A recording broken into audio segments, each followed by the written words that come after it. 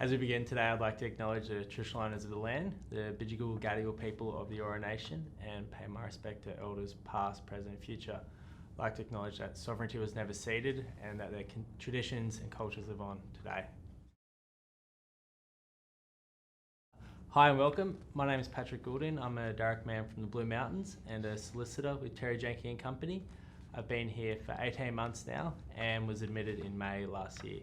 I'm joined by my fellow solicitor, colleague and friend, Charisma. Hi, my name is Charisma Cabrillo. I'm a proud Larrakia woman. I've lived in Sydney my entire life. I've been with Terry now for I think 2 years, and I was admitted as a solicitor, 2019 December. So today we have the lucky privilege of interviewing our amazing boss, Dr. Terry Janke.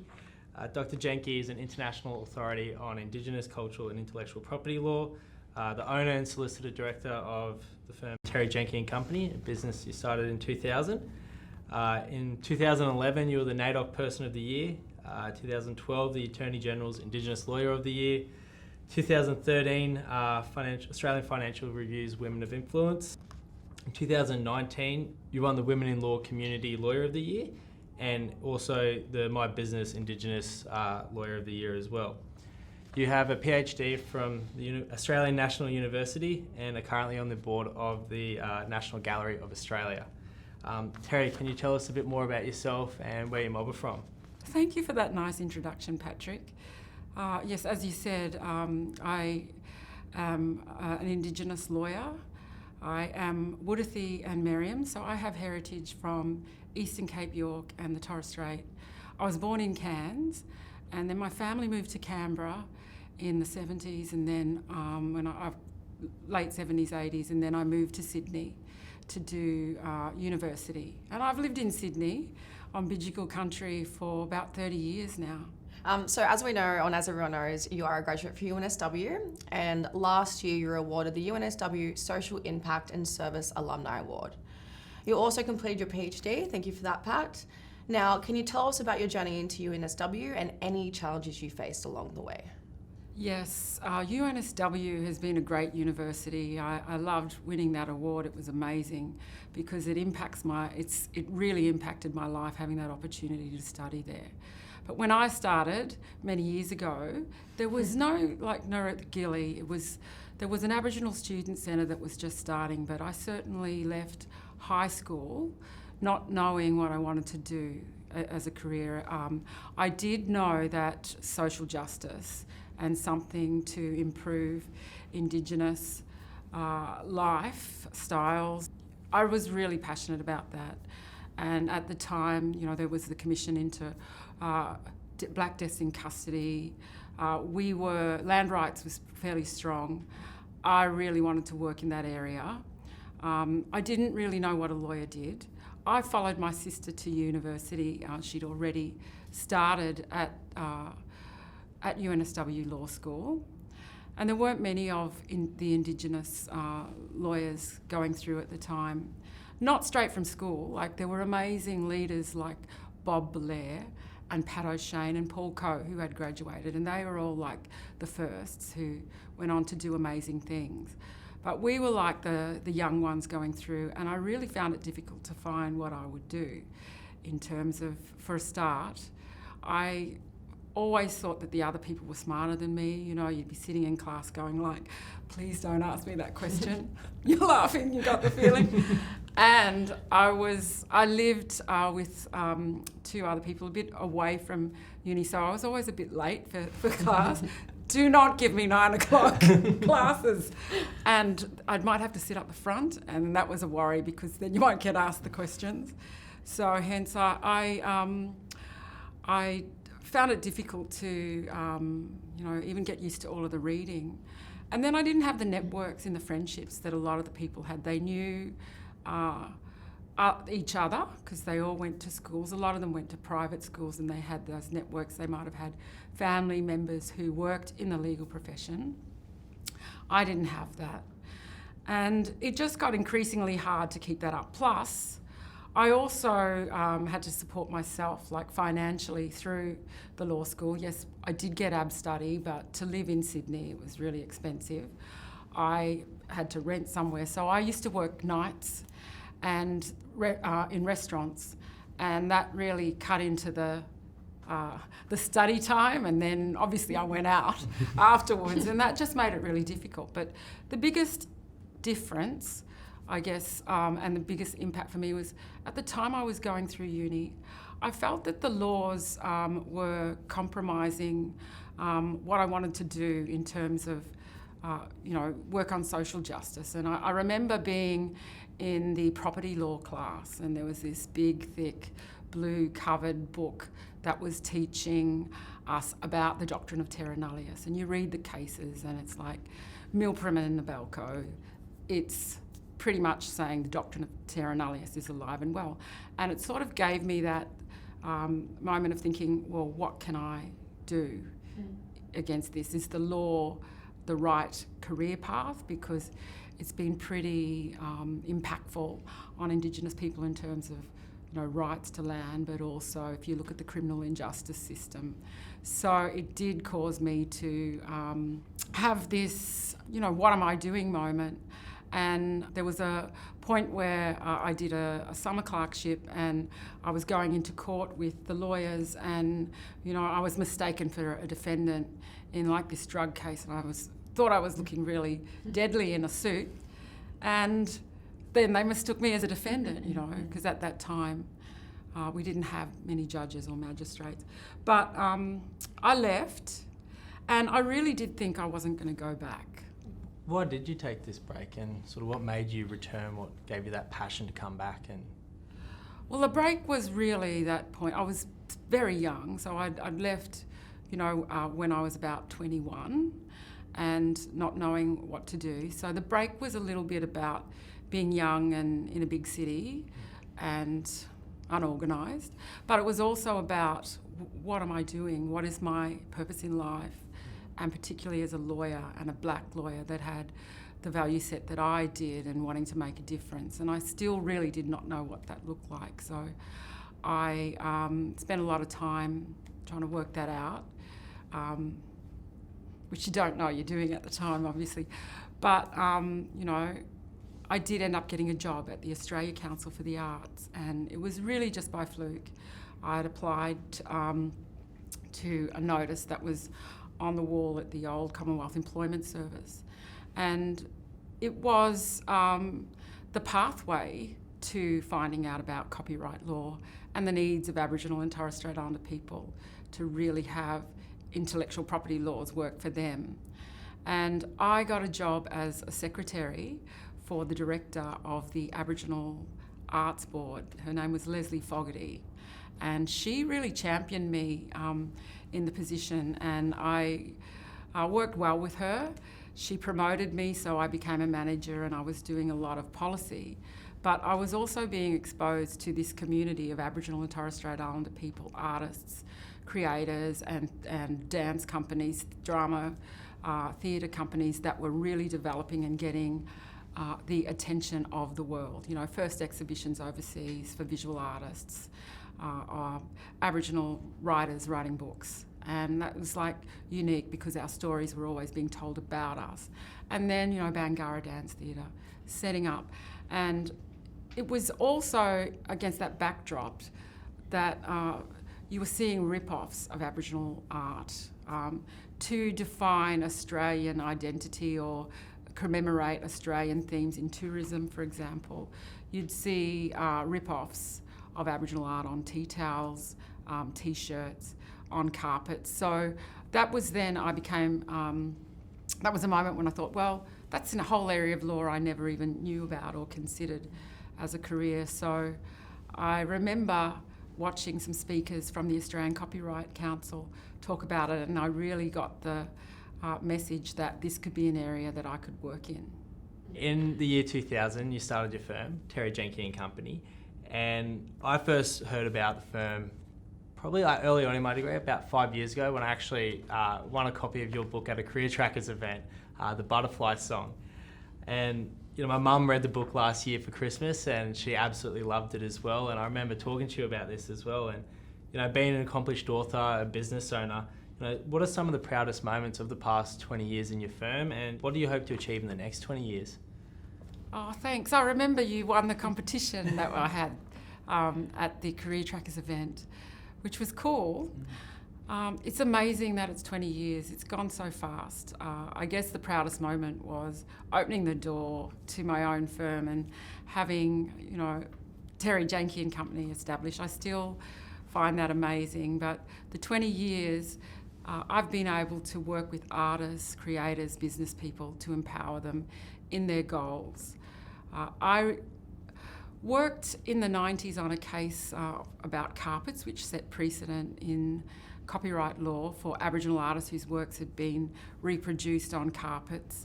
The carpets told the stories of people's country and the connection to it, and it showed the inefficiencies in copyright law in being able to protect that cultural connection and the cultural stories. So having worked on that in the 90s really inspired me to continue that work and advance for changes in the law, even though that case set up a precedent in recognising copyright in Aboriginal artworks that follow pre-existing clan designs, for example.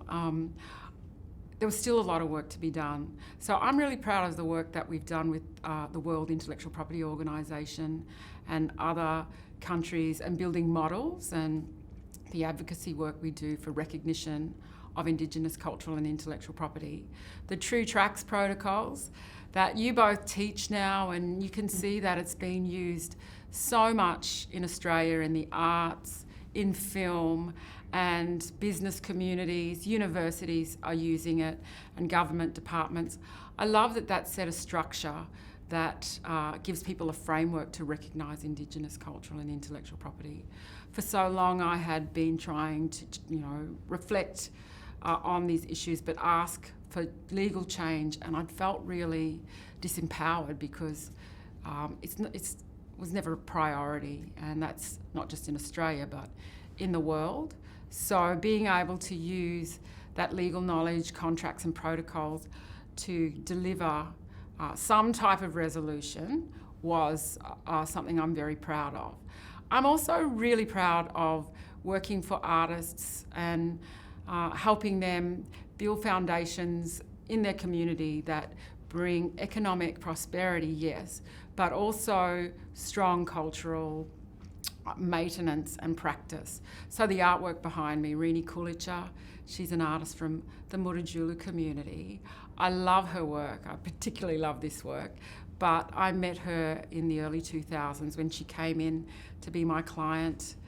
And I represented her when her artwork was being reproduced on the plane, a Qantas plane, which was really fun.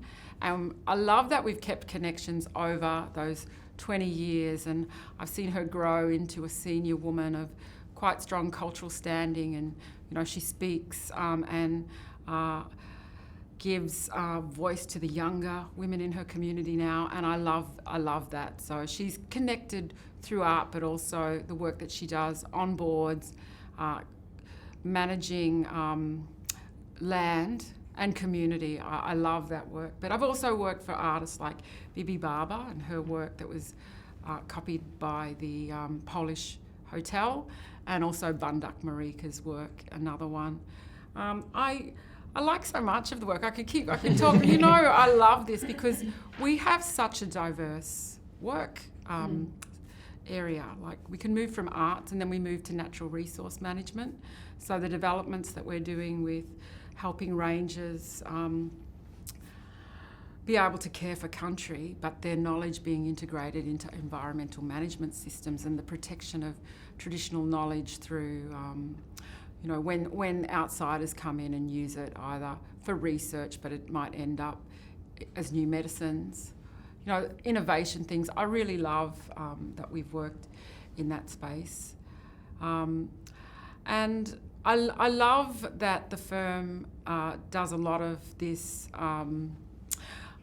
I love that the firm does matters for people, but we do so much advocacy. So we do a lot of writing. The work that we did to bring in the resale royalty now a few years ago, people would take that for granted, but we did a lot of the underlying research and report writing for that. It's been really good to see the firm grow, and one of the greatest things that I'm proud of is being able to have other Indigenous lawyers work with us. So people like you come in to work with us, and I'm thinking that's amazing because, well, firstly, at the start and for many years, I didn't have enough work, or, you know, it was something I had to build, but it's also really good to be able to see young people come and share your vision and values and prepare that succession of support for Aboriginal and Torres Strait Islander communities to really strengthen their cultural knowledge and build it into, you know, markets and industry in ways that are appropriate for them. So Terry, you just spoke about our work for Indigenous clients and, you know, working that cross point between cultural law and strong cultural governance and, you know, good governance as well. Can you explain the importance of Indigenous corporate lawyers and specifically in intellectual and property law, as well as shed some light on what kind of commercial law offerings we provide for our Indigenous clients and also for the Indigenous business sector? Oh, good question.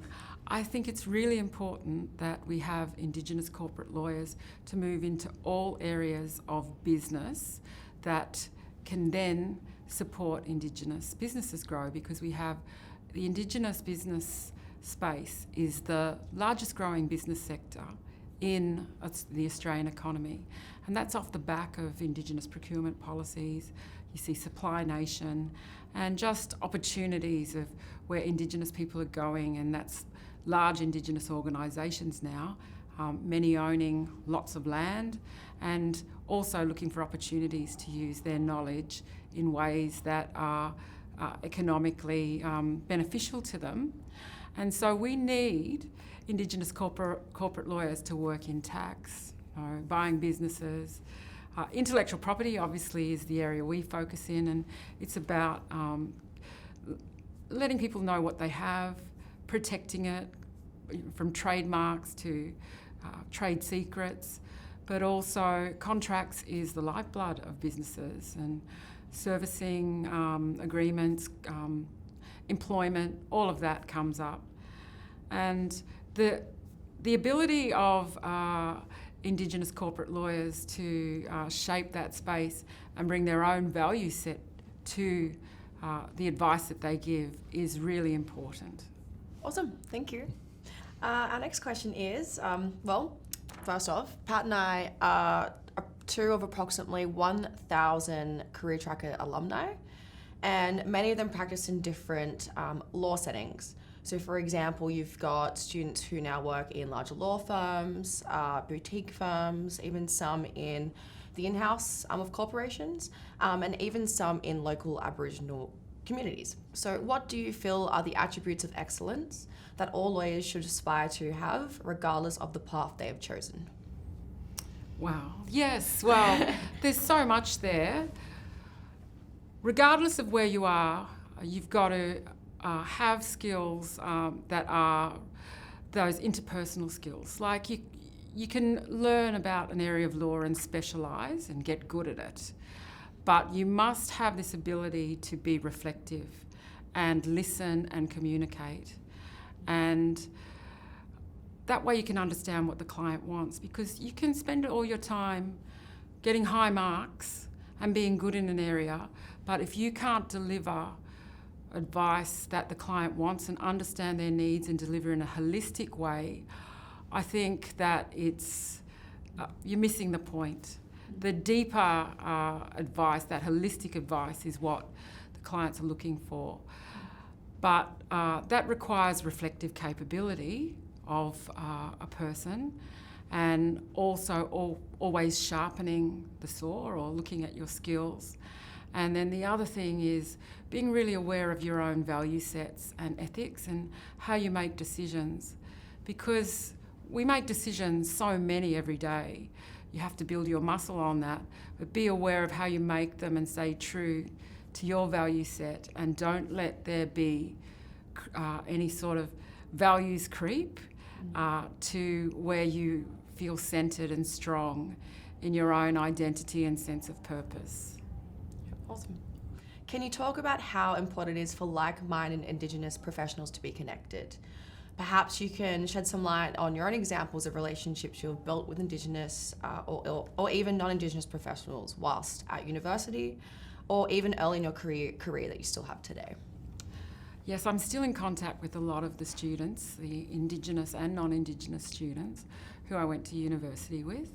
And that's over many years now. So you get surprised that you can stay connected, because when you're going through it, you don't see how important those connections are. But they definitely are. I have a friend, Professor Robin Quiggin, as she is now, and she's a very esteemed, accomplished Indigenous woman. She's Wiradjuri, and she's worked here at Terry Janke and Company many years ago, but gone on to have her own firm. She works now in UTS, but having worked in also the Australian Securities and Investment Commission, but done a lot of governance work. And through the years, she's been a really good support for just running through ideas, helping you stay centred when things get really wild and you think you just need to have that call. When I couldn't afford a therapist, it's okay now. But also, they champion you. So people will know who you are and speak about you. So you better behave. No. And they advocate for your work, but also opportunities. And I love that. It's non-Indigenous people too. I had a non-Indigenous friend contact me. She's now a partner of a large law firm, and she said, can we do things together? And it opened up the opportunity to help with our pro bono commitments. We could, work together, but also they're going to mentor us to help because they have such a big firm, resources available.